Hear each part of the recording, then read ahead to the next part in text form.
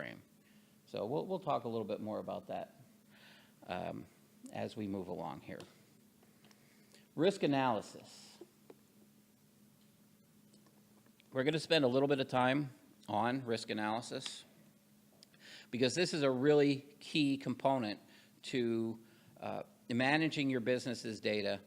And this doesn't just pertain to IT. This pertains to your business overall, whether it's fire prevention or theft prevention or safety in the workplace or your IT security. You can use this risk analysis for any of those things.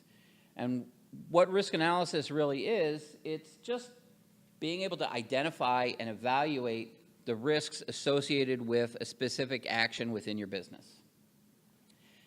And risk analysis is a key component of risk management. If you aren't able to analyze and quantify your risks, you're not going to be able to manage those risks and reduce them. Before we talk more specifically about risk analysis, I want to introduce the concept of business process.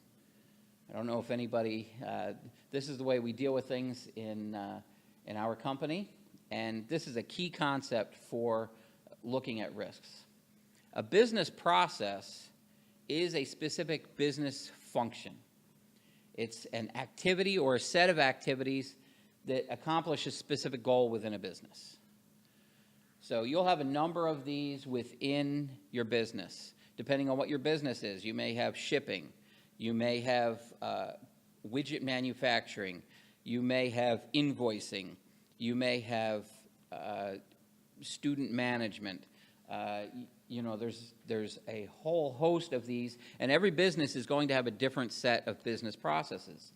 So you need to look at the activities within your business, define them as a business process, and then look at the assets that are associated with that business process. So when I say assets, that's anything that's required to perform or complete that business process. We're going to talk about employees, equipment, information, company assets. It could be vehicles, it could be computers, it could be printers, it could be the mailman, you know, all of these, depending on what that business process is. So all of those things would be associated with that business process and would be important for the completion of it. Does that make sense to everyone? Okay. Once we have a concept of the business process, we need to put a value to that business process. How important is each business process to your organization? And that's going to vary depending on how much your business relies on that business function or business process. Is the receipt of mail each day as important to you as sending out parts? So to help that, I've got some pictures here that we're going to use. We've got two vehicles. We've got a Corvette, which is a really nice vehicle. What do you think that costs? $65,000, $70,000, somewhere in there. Okay. Then we've got a tractor trailer here. What do you think that runs? Around $175,000. So which one is worth more? Okay, the tractor trailer. But wait, what if your business is teaching people how to drive on a racetrack? Are you going to be able to use that $175,000 tractor trailer to complete your business? So if you're a driving school, that Corvette is going to have more business value to you than that tractor trailer. But if you're a shipping company, unless you're shipping vials of important vaccine at 120 miles an hour, the Corvette's not going to do you a whole lot of good. You're going to want that tractor trailer. So I want to get us away from the idea that an asset's value is its purchase price, okay? That's not where our asset's value is. Our asset's value is in what it means to the company. So here's another example. We've got, again, that $65,000, $70,000 Corvette and a $30,000 truck. If you're just, if you are a general contractor, having that Corvette is nice, and I'm sure it's worth what you paid for it. maybe a little more. But if you can't get your job done because your truck is out of service, that's of much more value to you. It's a little hard to put 2x4s in a Corvette and head off to a job site. So let's get away from the idea that the purchase price of an object, and we deal with this all the time in our company when we talk to customers and clients, because it's real easy to look at the sticker price on a computer. Oh, that workstation is $800, or that server is $5,000. And so that's what it's worth. But it's not. It's worth the job that you're using to complete it. If that goes down, how much business do you lose in an hour, 2 hours? And we'll talk about that and see how that works out. So how do we determine the value? There's a number of factors to consider. We need to consider the actual value versus the functional value. What did we pay for it versus what is it used for and what is it worth in our business? What about the data that's on a computer asset? What is that worth to you? Probably a whole lot more than the price of the computer itself. And then, again, the overall business value of a function or a process.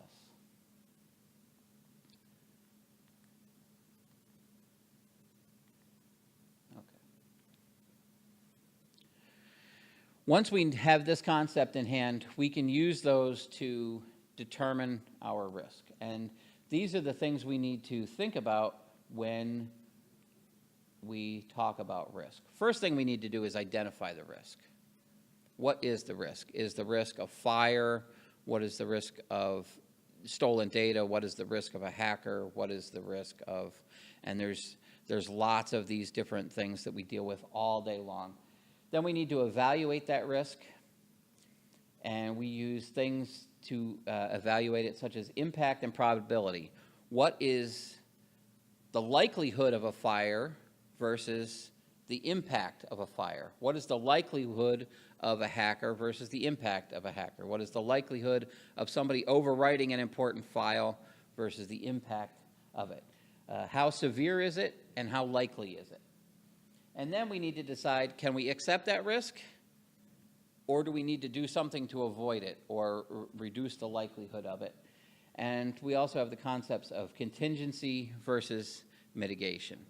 A contingency is something we put in place to deal with a risk factor that's occurred, while a mitigation is something that we put in place to reduce the likelihood of that risk occurring in the first place, or reduce the severity of the risk after it happens.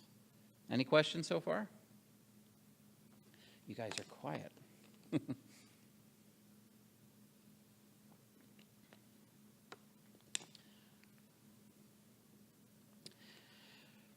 To understand these risk concepts, I've got a case study here. We've got two identical laptops. So the physical value of the laptop, the purchase price of the laptops are the same. But we have two different users. On the left-hand side, we've got Willie's laptop. Now, Willie is a salesman, and he uses his laptop on the road all the time. It's always with him. He's almost never in the office.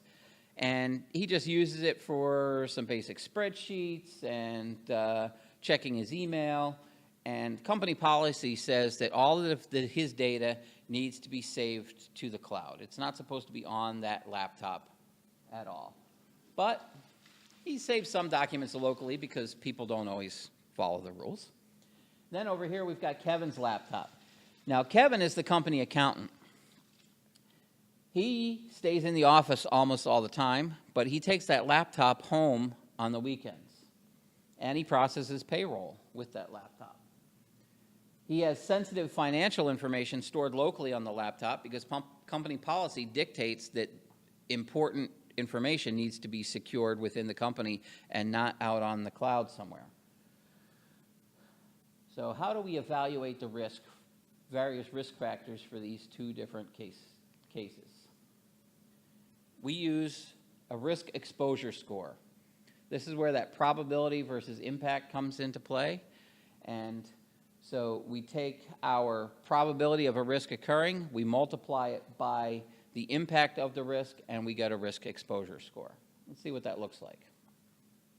So again, here we have these two different cases. Same type of laptop, same type of hardware, but we've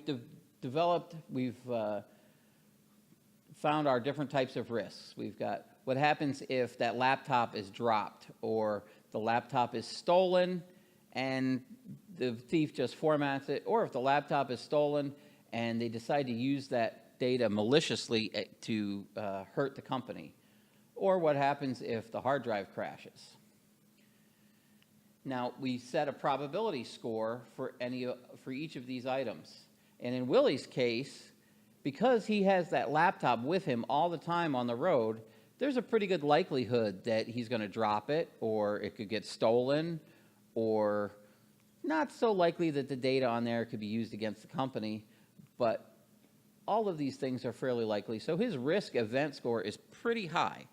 Kevin, on the other hand, he only has it in transit once in a while, and he only uses it at his home office or in the office. So his event score isn't nearly as high. Now, risk impact is different because there's almost nothing important on Willie's laptop. So what is the impact if he loses his laptop for 15 minutes or 4 hours or 3 days? That's the impact score. His impact score isn't very high. Kevin, on the other hand, he's got important accounting information on there. His impact score is significant. You know, if he loses data forever, that's a 5. You can't get that back. That's a big deal. Now, how about the impact of if public data is released publicly or it's used against the company? Again, we've got an impact score of only 2.5 for Willie, but 4.5 for Kevin. We take that and we multiply them out, and so we come up with a risk exposure score of 15 for Willie and Kevin, 24 for Kevin. So we see that there's a much higher potential for risk from Kevin's laptop than there is for Willie's laptop. And we can use those numbers in a risk analysis matrix like this. So if you start at the lower right here, this is where risk is non-existent, all the way up to a really high. And again, you've got the severity and the probability. Frequent and catastrophic over here, improbable and negligible here. And you use that threat matrix to pinpoint where your most significant risks are, and you'll get to see a pattern in your company. Oh, these are the things that I really need to take care of immediately, and these are the things that aren't so important. Once you quantify it, you may find that the things that you thought were really risky aren't as important, and some of the other things that didn't seem so bad, you may want to jump on right away and take care of. We have any questions on that? Okay, I think you guys are quiet, or I'm a really good presenter, so we'll see here. Next, let's take a look at improving your cybersecurity. We know that we have a way to quantify our risks. Now, what do we do about all of these different threats in the world? The first one we want to talk about is our hacker friend here. How do we deal with hackers? One of the things that you need to manage is physical security. We always think of hackers as these guys that break in with their, they type really fast and there's all kinds of code on the screen. I've seen it in the movies, so I know that's true. But that's not how it usually works. Physical security is really important for your company's security, for your data security. If somebody can gain physical access to a computer, the game is over. So you want to make sure that you have policies in place to manage who comes into your building, what they have access to, just like a bank. That's a really important and key step. Where's your server located? Is it in an open closet that anybody can just wander into and have access to? If that's the case, then you're already out of the security game. So physical security is very important. Routers and firewalls are obviously important.